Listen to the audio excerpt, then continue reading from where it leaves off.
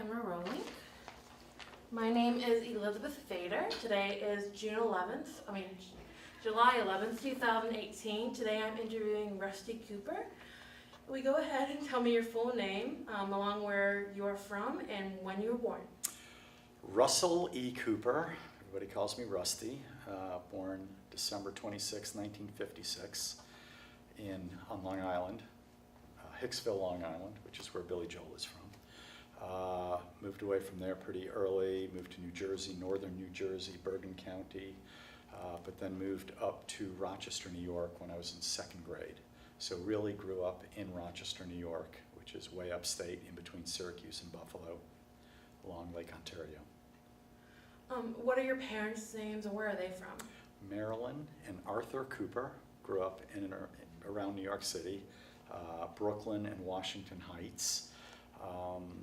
They both went to college. My father was in Navy. They're both passed. They're gone. And I have a brother, Michael. Michael is married with 2 kids. He moved back to Rochester, New York, and so it's just my brother and I, a very small family. How did you go from New York to Dallas? So I was going to school at University of Buffalo, met my sweetheart there, December 1979, looking for a job. That's when I graduated. I was on the 4.5-year plan. Through one person to another, was interviewed in Dallas from General Electric Computer Services. I've got a computer science and finance degree, business degree, and so got a job with General Electric in Dallas. And flew down here. Literally had to get the map out. You live in New York. It's you're not really sure where. So we had to figure out where Dallas was, and we moved down here on 12/31/79. Had to be on site before the end of the year was over. So we moved down. Tell me about your family. Tell me about your childhood, so to speak. So you grew up in New York. Were you part of a synagogue? Were your parents conservative, Orthodox, Reform? So Rochester, New York, Reform, very Reform minus. My parents were Jewish. We identified Jewishly. Went to the JCC camp of Rochester, New York, which is called Camp Seneca Lake. Seneca Lake being one of the Finger Lakes in upstate New York. Absolutely beautiful there. Not so much in the winter, because it's a pretty brutal winter. But went to that camp very young. Went there for 6 years as a camper, and then worked on the waterfront for 5 years, running around the waterfront, teaching water skiing, sailing, canoe tripping, taking kids up the Adirondack Mountains for trips. Jewish co-ed camp. Some of the best years of every Jewish person's life should be at sleepaway camp. What else about my childhood? I had a brother. We are as close as could be. A lot of good friends. It was a great place to grow up. It's Rochester being very far from New York City. We're closer to Ohio than New York City, where it's kind of Midwestern here. It's pretty, it's a smaller town. Were you part of BBYO or NIFTY? No, it wasn't. Went to the Reform Temple up there, Brith Kodesh. I think there were some youth, but not much. So little, I don't even remember it. I think it was more, Sunday school oriented, social stuff. Do you still keep in contact with friends back in childhood today? I keep in touch with so many friends from childhood. Every year I go skiing with about between 5 and 8 guys that I grew up with, went to camp with all those years. And we are still in touch. They come down for my kids, simchas, etc. And we're very, very close. My wife grew up in Manhattan, by the way, which is a whole different deal. She grew up in Manhattan, Upper East Side. Her parents are still alive, Herb and Lucille. My wife's name is Liz. She's very important to the scenario, obviously. So you guys met in college, correct? We met in college. Did you guys, was there a specific scenario where you guys were in class, or was it? Kind of had our eye on each other for a year or two, and we had different significant others, and then there was an opportunity, you know, where we Pursued. started, where I pursued her and she pursued me, and so that, Yeah. and then we moved down here together and we got married. What did you major in? You said you majored in, Business with a Why? computer science minor. and why did you go in that particular direction? My father was in sales, my uncles were in sales, everybody was in sales. You know, if you're not a professional and you're Jewish, you better start selling. So I don't know, it just seemed like the right way to go. I was not much the academician in high school or early college. I was a bit of a wild child. And my brother said, look, you better get it together, and said, you know, you got to go into computers. It's the wave of the future. This is in the mid-late 70s. Wave of the future, computers. You're going to take computer classes and get a business degree, and that's what I did. What, how many children do you have and what are their names? I have 3 children, Okay. 2 girls and a boy, Sophie, Hannah, and Eli. All 3 of them went to Indiana University, which seemed like a good idea, but they all live in, you know, it's very Chicago-centric. So the oldest graduated from Kelley School of Business, went to work for J.P. Morgan, then Goldman Sachs, got married. They moved to South Bend, Indiana, just 90 minutes away for her husband. Jordan New is their name, Jordan Sophie New. So Jordan New's family, Jewish family in South Bend, they have a nice business, and he is incoming president. You know, he's going to take over the family business with his older brother. They're both, and it's a really legit business.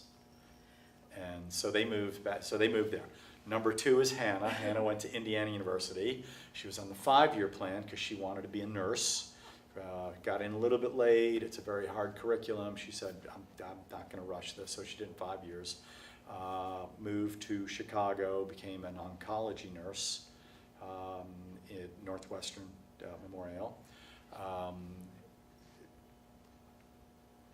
One of her dear friends, she finally said, you know, you may take me on a date now, because my daughter was, one, not to date guys very long, never had a long-term boyfriend, although all the Jewish boys here in Dallas, I mean, you know, I'm going to marry Hannah, you're going to be my father-in-law, you know.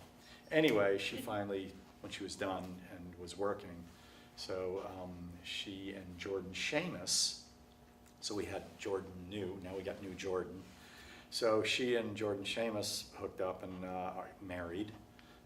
They will be married in November, will be 2 years, but she is due to have a little girl next month. Congratulations.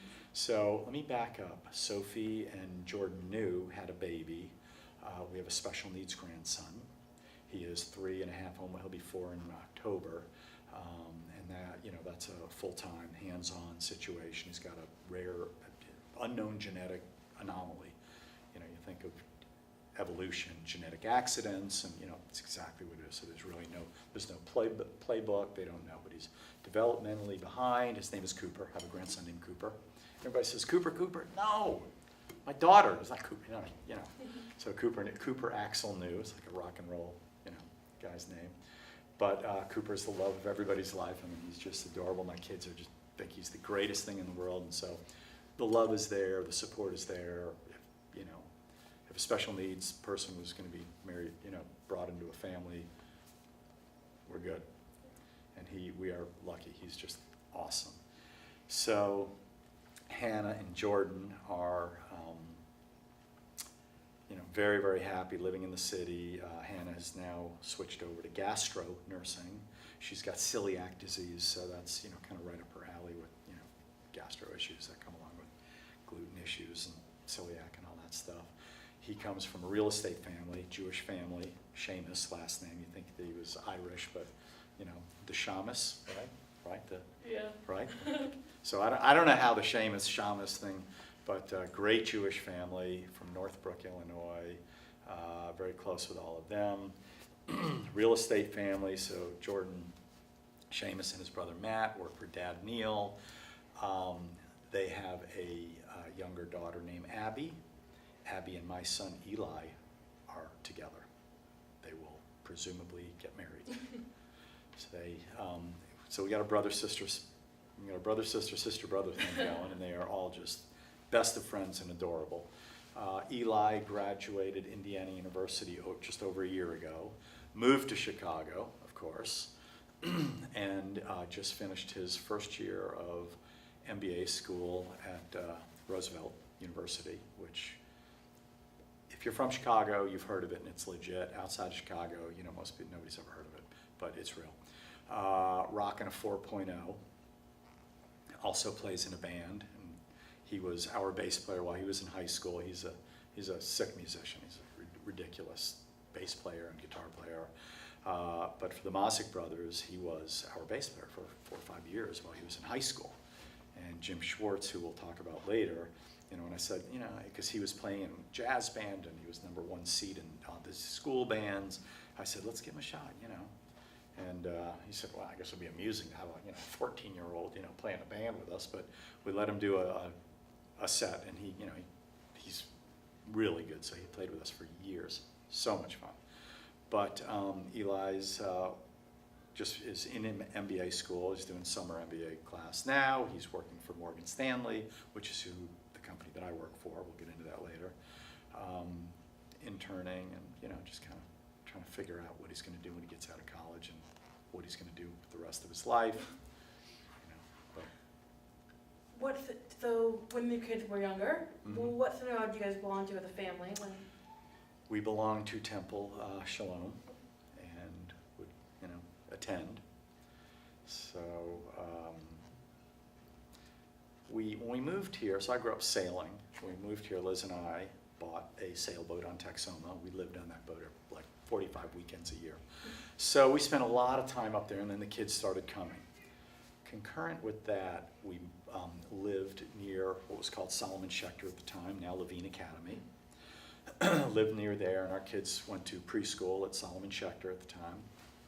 One by one, they would go through after kindergarten, then we'd, mainstream them into secular school, is that what we're calling? And in that process, became very, very close friends with our neighbors, Rabbi Stefan and Wendy Weinberg, and their 3 daughters, Danielle, Jordana, and Adina, who are the same. They were from outside the city. We were from outside the city. He was a rabbi at Sheriff. We were really not very affiliated or involved in the Jewish community. We were up at the lake every weekend. I was working my butt off during the week and going to the lake. Became very close friends with Stefan and Wendy, which is interesting because I kind of grew up wild. I was, sex, drugs, and rock and roll, and he's a rabbi, but the chemistry was there. We were safe because we were not involved in the Jewish community, and everywhere Stefan and Wendy went, wherever we'd go with them, rabbi, but when they were with us, it's like, they could just be themselves and relax. So we did all our holidays together. Fast forward, Rabbi Weinberg's situation at Sheriff. Rabbi Offsier was leaving. Rabbi Weinberg asked to be given the senior position. They were like, nah, not so fast, we're not sure. And he said, well, let me at least develop the what was called Beit REA, which was Friday night, Saturday morning services up at Solomon Schechter. And they said, nah, not so fast either. In fact, we're gonna stop that. So Stefan started to look for a job outside the city. He was going to move. Our dear friends were going to move. In fact, I hooked him up in Rochester, and they offered him a job at the conservative synagogue there, where some of my family goes to, and but the schooling wasn't right, and Wendy cut it and said no. So they were having dinner at our house one night. So I said to Stefan, why don't you start a synagogue up here in Plano? You've got hundreds of people that come to Friday night services. Everybody knows you. They love you. There's nothing up here. And I didn't say, why don't we start a synagogue? I said, why don't you start a synagogue? We're Reform, maybe, and he's Conservadox. So he's like, how would I do it? I said, it's just like starting any business, but you got to get 15 families in somebody's home, give them your vision, see if there's any buy-in, And I think you've got a huge following. I think you've got a shot at doing it. Otherwise, you're going to leave Sheriff, you're going to leave Dallas, and you're going to move somewhere else, and then you got to start all over again. But you've got, so fast forward, we talked about, you know, his agenda the night before the meeting. We're out to dinner, and he looks at me and he says, would you come to the meeting tomorrow night? And I remember looking at Liz going, why would I come to the meeting? And he said, I just need you to be my eyes and ears. You know, it's going to be dynamics going on. If you just be my eyes and ears. I'm like, all right, go. So I go. It was at Michael Roy's house, a room full of people. I didn't know Michael. I didn't know all the people in the room. I only knew my buddy Stefan. I was so proud of him. He's you know, doing his thing. And then all the stupid questions start. And me, you know, I started, you know, opening my mouth. And I came home to Liz and I said, I'm on a steering committee. And she's like, why? And I'm like, you know, I don't know, we'll see where it goes. You know, long story short, we were in a pressure cooker. We started what was called Anshe Shomrei Torah at the time. We had it in our minds that we were going to start the synagogue. Then we ran into another little synagogue that I didn't know anything about. It was called Anshe Emet. Little synagogue off of Plano Parkway. Stefan called me up. He said, hey, we got a problem. What? There's a little synagogue over there, and I know some of the people, but I, you know, just didn't think about it. We need to address it. We need to talk to them. We can't open up in their backyard and compete. Not cool. So we had a meeting, you know, people on our side that we were getting going, you know.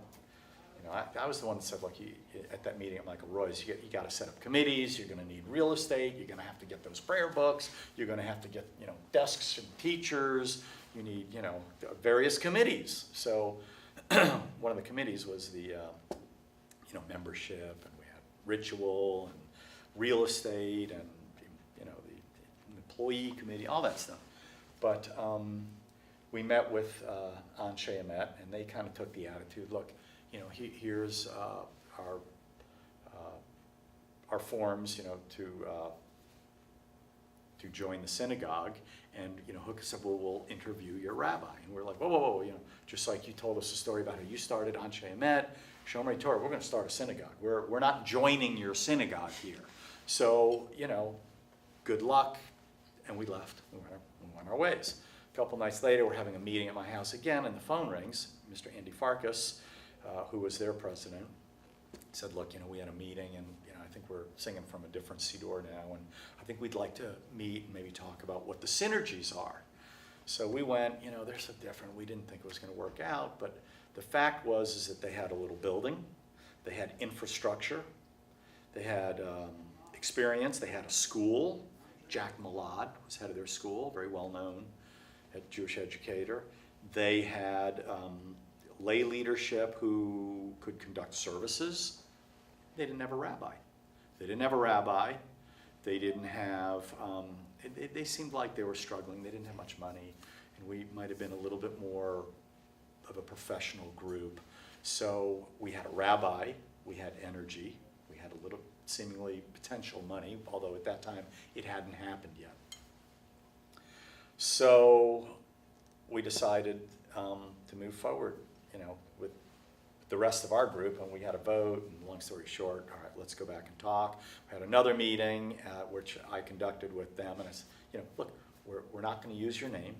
You know, this one woman, in tears, we started this, your blood, sweat, and tears, we can't change the name. I'm like, look, our name is Shomrei Torah, yours, you know, protectors of the Torah, yours is Anshe Emet, Anshe, people of truth, right? We'll use your first name and our last name, okay? Anshe Torah. Just you got the first name. You got the first seat. And they're like, okay, so that's how the name came about. They probably had 60, 65 legit families. We brought 100 families to the table. So we started at about 160, 170, somewhere in there. And we were in that little building. I was on the executive committee. I was a financial guy. So I think I was, you know, finance treasurer, financial secretary, one or the other. So I was on the fast track. I was 1 year as financial secretary, 1 year as EVP, something else, and then it was time. I became president within 3 years of Anshe Torah. And we we were growing, and we outgrew that little building, and we bought a church going out of business, which is the current site on Parker, just east of Plano High School West, Plano West. We bought a church going out of business. It was very controversial, you know. Oh yeah, my kids aren't going in there because they had a cross on the, you know, like, we had to get the mason guy up there on this big, you know, machine and cut the, you know, the day before we marched the Torah, he was up, that night he was up there cutting this thing off because they, you know, but we marched the Torah from the old building to the new building under the chuppah. It was very, very exciting times as we moved forward into this, you know, large building.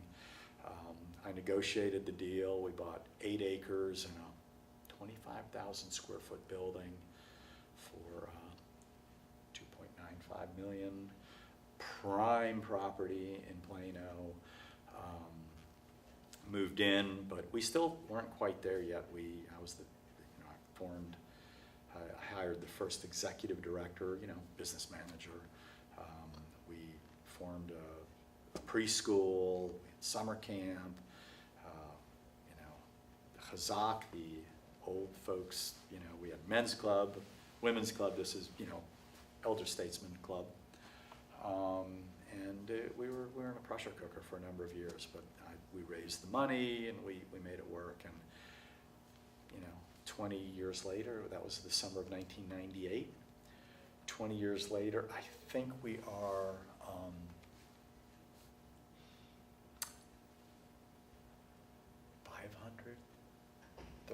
520 families, you know, which were kind of poster children.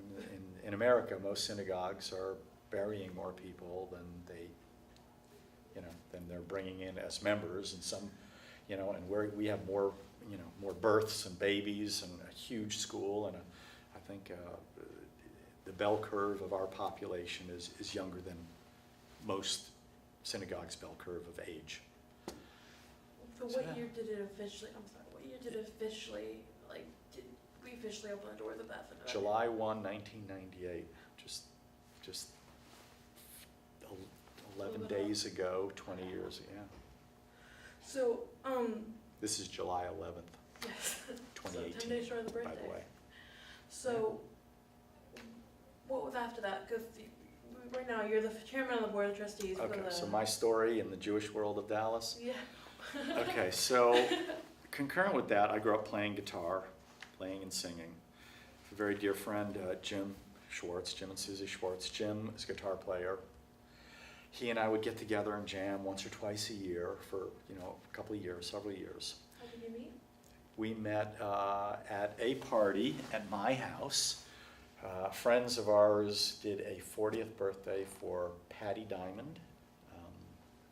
Ira and Patty Diamond, they're now split up, but Patty Diamond's 40th birthday party was at my house. Jim and Susie go way back with Patty and Ira, so that's when I met Jim. Jim called me, we had lunch, we just hit it off pretty well right away, became good friends. They ended up joining. That must have been 1996, I'm going to say. We started Anshe in 98, we had been friends, we'd been playing guitar now and then. 98, you know, was the whole starting of the thing. I was president between 01 and 03. Okay, we've been friends since 96, 97, started the synagogue 98. I was in a pressure cooker as president between really 98 through 03, but 6 months before I was done being president, Jim says to Liz, you know, when Rusty's done with that, we're going to get our shit together and we're going to play out, you know, guitar. We're going to get gigs, you know, unbeknownst to me. I had no idea. 6 months later, you know, I'm about to be done being president. Jim's like, hey, you know, I got us a gig. On August 3rd was the first day, August 3rd, 2003, almost 15 years ago. We played our first gig at a Borders Book, which is no longer exists, at Preston and Royal, Preston Forest, Preston Royal. Borders Books, it was on a Sunday afternoon, 3 to 5. 45 people showed up. I have spoken to in front of thousands of people before, many, many times. This guitar thing in front of people, never been so scared in my life. So scared, I was like a mechanical machine. I couldn't loosen up. It took me years to really get comfortable. We did that gig, then we did a gig at a wine bar downtown across from a big restaurant which no longer exists, and that's kind of our history. We play at places and then they shut down, not because of us, because we genuinely pack a place. So it was a wine bar, and we played there, packed the place, learned my first lesson about the business of the music business. At the end of the night, Ernie's Wine Bar. We went into the kitchen, Ernie, we're done. We packed the place, you could barely keep up with the food and the alcohol. You pay us the $200 you promised us. He said, look, I've only got $100 and I need to write somebody a check. Jim said, I'll take the money. I took the check bounced. So, so I had to pursue him. He actually did pay me. From then on, we played on average once a month for 14 years. So for many years, we were playing 15 and 18 times a year, playing out, like every 3 weeks. And then the last 3 or 4 years, it kind of dropped down between maybe 8 and 12.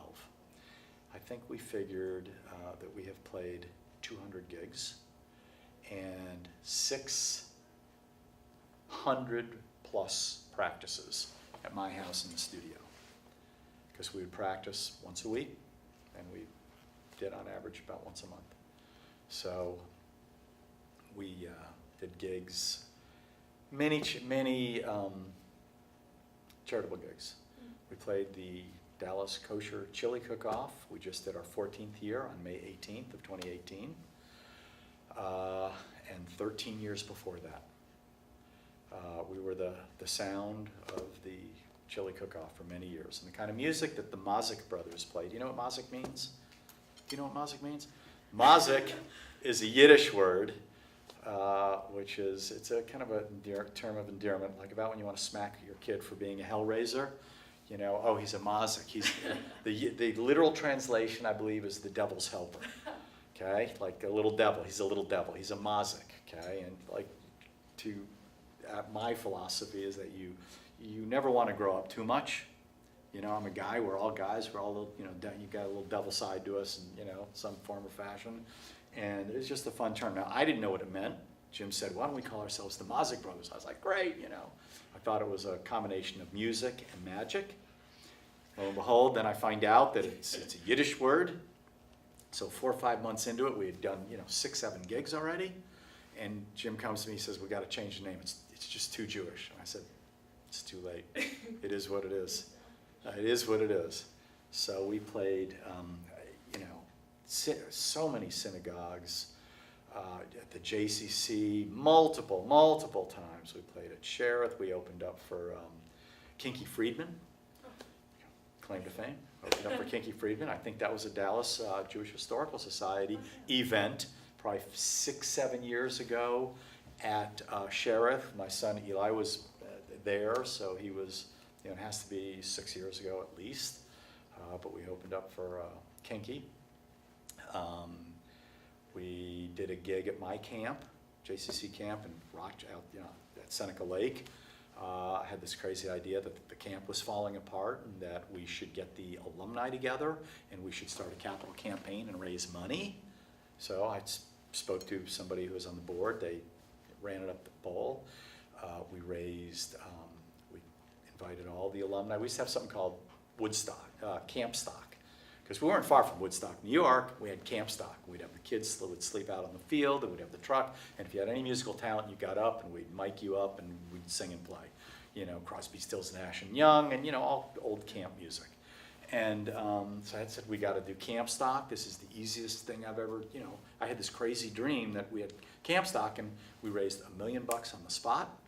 Kicked off an ongoing capital campaign to this day. That they have rebuilt that camp, they've raised millions of dollars, and it's got a life of its own. So, what else? All kinds of Jewish organizations. So what song would you cover?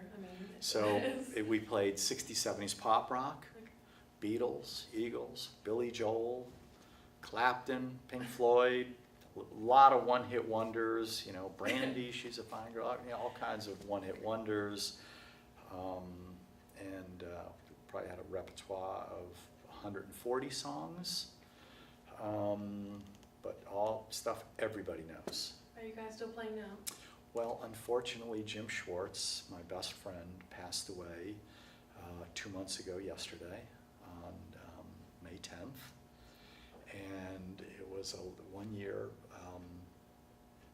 battle of pancreatic cancer. Last May of 2017, for a couple months he kept saying, "Oh, I don't feel well, something's wrong, something's wrong." It started Pesach, 2017. And we'd be in practice and I'd look over and he'd be like, what the heck, you gotta get it checked out.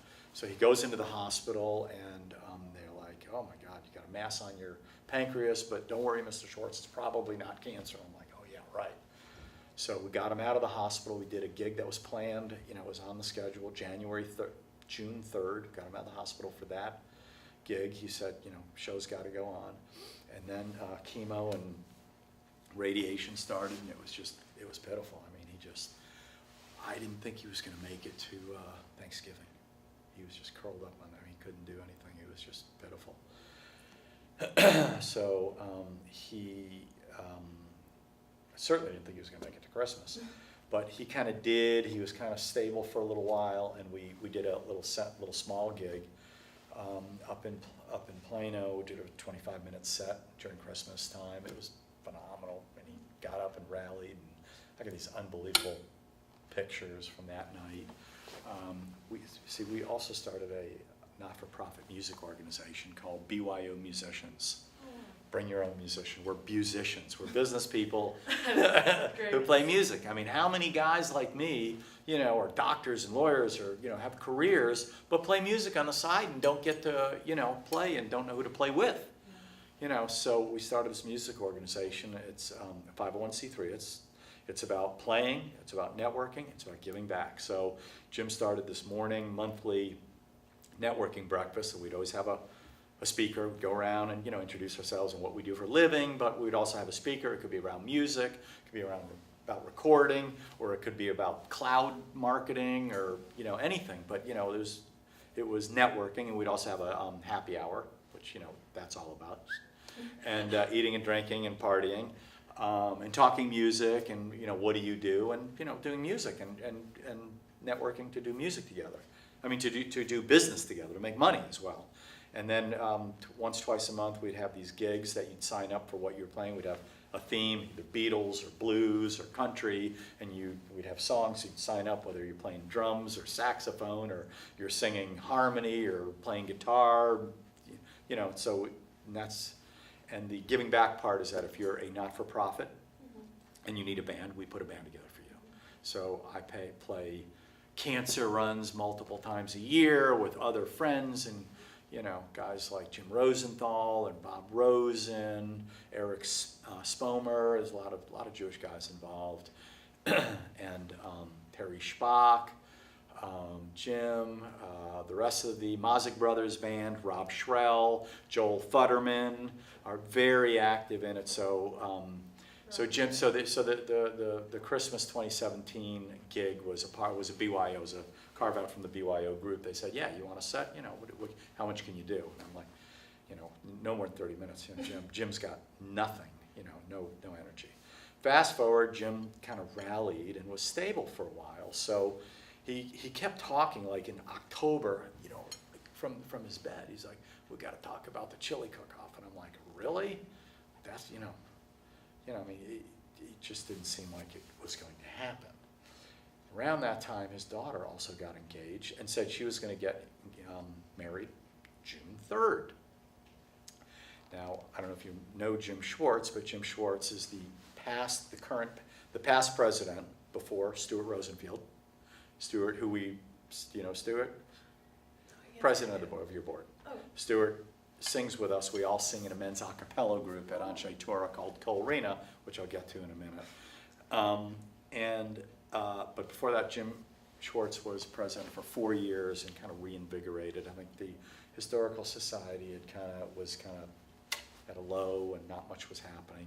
He got back in, reinvigorated it, came up with the let's do annual events based on important, meaningful families in the Dallas Jewish community, which has been a very, very important fundraiser and community coming together. It's been phenomenally successful. So Jim was a rock star for the Jewish Historical Society. But so we did the kosher chili cook-off because Jim rallied and got up, and it was one of our best gigs. I mean, we hadn't practiced in months. We hadn't played since Christmas, and we rocked it out. I mean, it was amazing. Up there doing Bruce Springsteen and Grassroots and just all kinds of fantastic music. But that was March 18th. So fast forward, Jim had problems. He was in and out of the hospital. We were with him on a Saturday, and Liz and I left, and we're like, oh my God, his daughter's getting married in 3 weeks. He might not make it, which was not, I mean, back when she got engaged in October and said I'm getting married in June, I wanted to throttle her because, like, what's wrong with December, January? Because we didn't know when Jim was going to leave us. And anyway, he passed that Thursday. It went very quickly. And I was with him, held him. It was his wife. It was with Susie, his two brothers, one of the wives, his two brothers, his mother, and me. And it went pretty quickly and peacefully, actually. So that was tough and still very tough for me. So it's a part of my life, playing music for the last 15 years. It's just been so much fun and such a large part of my life. So much fun. And a great way to give back. Well, I'm sorry to hear about that. It sounds like a great person. Yeah, he was an awesome guy and a tough guy. He was he had a music ear like, you know. So we started, he and Rabbi Weinberg started Kolrina, which is a men's Jewish a cappella group. We sing every Friday night, every Saturday for, you know, services. And we sing at a lot of community events. And Jim was the driver, but Jim, you know, was a taskmaster. I mean, you know, we would be in the middle of a gig, packed house, singing, you know, both playing guitar, you know, I'm doing a melody, he's doing harmony, and he'd look over and go, your B string is flat. I'm like, who hears that? I mean, what? You know, I mean, I can hardly, see, he just heard everything, but, you know, he turned me into quite a performer and musician, and we were good, and we had just amazing times. Sounds good. A mensch right there. Yeah, it's good. So what else you want to know? So, back to the Dallas Jewish Community Foundation. How do you go from there? That's a big part of this. All right, so the Dallas Jewish Community Foundation. So I'm a financial professional. I've been with Morgan Stanley for 34 years now. Became one of the spokespersons. We have a professional advisor seminar every year, which 300 lawyers and CPAs and financial professionals come and we educate them, but it's a fantastic commercial for the foundation. Not necessarily much of the fundraiser kind of thing, but it's community. Fast forward, the executive committee came to me and said, look, you got to be chairman. And I'm like, oh, no, I'm good. Lisa Newman, she's an attorney, she and I are both on the same. She should be chairman. I'm good. Leave me alone. They're like, no, you got to be doing, this. So I said, look, I don't know if I'm your guy. I'm not like, you guys on the executive committee. I didn't sell my company for $80 million. I'm younger than you guys are. I play in a band. I like to drink. I'm likely to drop the F-bomb in an executive committee. I'm just not like you guys. They're like, no, you're the guy. You got the energy. We need to grow this thing. So they said, they said, it's a 2-year term, of which I'm in my 3rd year of the 2-year term, because they didn't let me out. They just kept me on for 1 more year. So we've gone through lots of changes there. We have hit milestones that we never thought were possible. 15 years ago we were probably 80 million. We are now at $230 million in assets under management. Last year we granted over $17 million on about $1.5 million budget. Do the math. We are extremely lean. For every dollar that we spend, we grant, I think, $11. It's very, very low expense to over 800 agencies this past year. We're the backbone of the philanthropy of this Jewish community.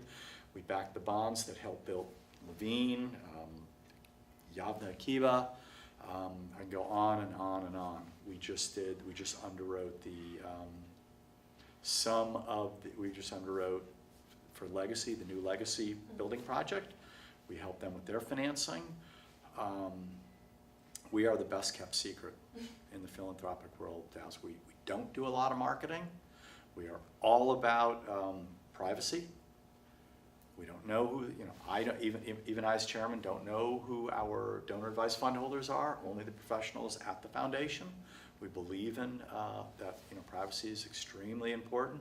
We don't list the roles of people. However, we do ask that every agency that receives money from us, if a donor advised fund holder grants $118 to Anshe Torah, that if they so choose, that Anshe Torah has an asterisk and down below, received from as a donor advised, from a grant from the Dallas Jewish Community Foundation. So that's a little bit of marketing, and it's legal, it's appropriate. I mean, that family did not give that money directly to Anshe. They gave that money to the foundation who owns it. They got their tax write-off, and they've requested grants, which, if they're legit 501c3, we always honor. So it's a little different planning, P&A, planning and allocation methodology, although we do grant from other discretionary funds that we are target, that we're responsible to carry out the missions. College scholarships, we just gave 50 scholarships away for college scholarships. We do that every year. We give camp scholarships. Very proud of the things we do. We've helped 7 Jewish babies born to couples who had infertility problems or fertility problems. I'm not sure what the right way to say it is.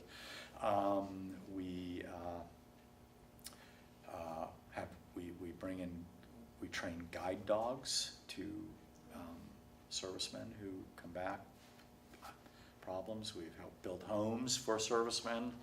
The Gary Sinise project, we help fund that. We just do a lot of interesting, and I get to give money away. The Bear Fund, maybe you've heard the Bear Fund grants. Oh, yeah. So we get to call in the agencies and give them each between $5,000 and $30,000. We've been doing that for 30 some odd years. So I get to do a lot of really cool things, granting, giving money and helping agencies, and it takes a lot of time, but it's been a good run. I'll be done in this, I think, October of this year. You're stepping off?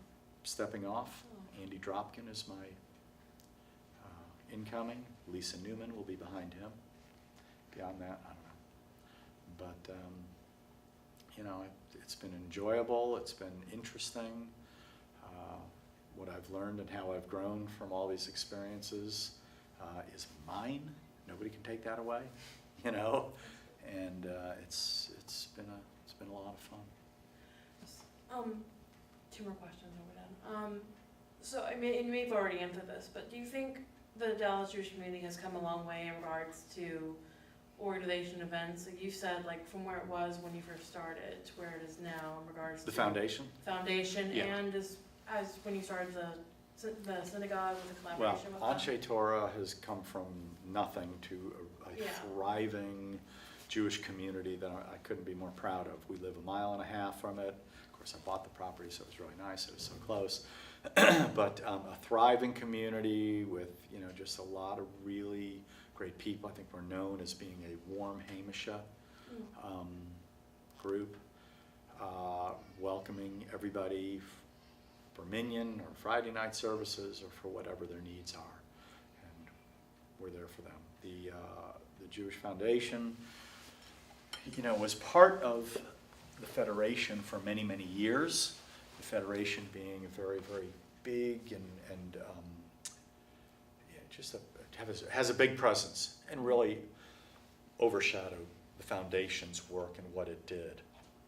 The vision of the elders many years ago was to make it an independent foundation and not just a committee within the Federation. Mm-hmm. So they you know, to help it become stronger. So a number of years ago, it was decided that we should not just be separate, but completely separate, and we physically moved to a different location so that we could grow our brand, our recognition, our you know, our independence, and that has worked really well. Because it's interesting, you know, we have 3 different types of Jewish synagogues and people. You have Reform, Conservative, and Orthodox, and you know, various points in between, and that gives people choice. You know, we don't want people to not have choice, because then they just may throw up their hands and go away. Federation has one approach to being the backstop and the backbone of the Jewish community and supporting agencies, and that is by the annual campaign, taking the money in, having planning allocation, and supporting all the agencies. But they tend to have certain, you know, certain areas that they focus on. Our mission is to help families and businesses accomplish their philanthropic goals within their values through a community foundation by setting up their donor advised funds and setting up legacy funds. I failed to mention that we have $230 million under management. We also have $280 million in expectancies, in legacy gifts. We started something many years ago called Create a Jewish Legacy. Okay, you give every year to Federation and to Jewish Family Services and to your synagogue, but when you pass away, wouldn't you want that to continue in some form or fashion? So can you carve out a piece of your insurance policy or create a, you know, a trust, you know, specifically to endow the future? And so we started that, and Stuart Prescott headed it up for many years. We're now up over $280 million in expectancies. You know, fortunately or unfortunately for the agencies, people aren't dying. So, you know, you know, but that's a labor of the foundation. We don't get paid for. We set it up. We do the legal work for them. We have so many wonderful people that volunteer to do that. And when they pass, that money will pass through the foundation to the Federation, to Sheriff, to, you know, High House, to you know, you name it. And so we have created that, you know, that the foundation, the community foundation model resonates with many people, and the Federation model resonates with other people, and I don't care who they give to, as long as they support the Jewish community, and as long as they help pass on their values and their legacy to their children, hopefully Jewishly, if that's a word, and their children's children, that, you know, it's a part of who we are, that you have to give back. It's not a choice whether we give tzedakah, it's a commandment. And it's, even if you're destitute, you've got to help others in some form or fashion. It's what makes us whole people.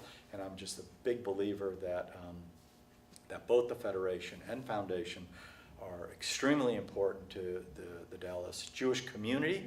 And one resonates, hopefully both, you know, a family will embrace both for different reasons, because they accomplish the same things to very, very different models. That makes sense? Great, absolutely. One last question, and we're Yeah.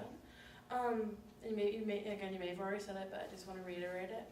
If you could leave like one major piece of advice for younger generations, like when they watch this, like kids and BBYO, so to speak, and teenagers, so to speak, and how they could make an impact on the Jewish community or make an impact altogether when it comes to business, majoring in business in college, and what they would do with that degree, like what would that be, that one piece of advice you would leave with them? it's not one piece of advice, but the advice is, I see the BYO kids and I see the kids of today, and they are so very involved in the Jewish community, which itself has so many opportunities to help others. So embrace those opportunities, because not only is it fun, but to help others is the greatest thing you can be doing. And as I said earlier, when you help others, you get more out of it. You get as much or more than they do. And it makes you a better person, a stronger person, and the relationships you create will help you be successful personally, because you're happier, gratitude is very important, but also in business. I mean, people know who you are. They know you're a good person. People like to do business. People do business with people, whether you're a doctor, whether you're a lawyer, and you want to do business with people who do good things for others, and who, you know that they're reliable and they're responsible. And, so when you go to college, seek out Hillel. Get involved in the Jewish community in big ways, small ways, and stay involved in the Jewish community, because the rewards to you are as much as the rewards to the others that you're helping. And it's a good way to be. So. Thank you so much. Thank you, and thank you.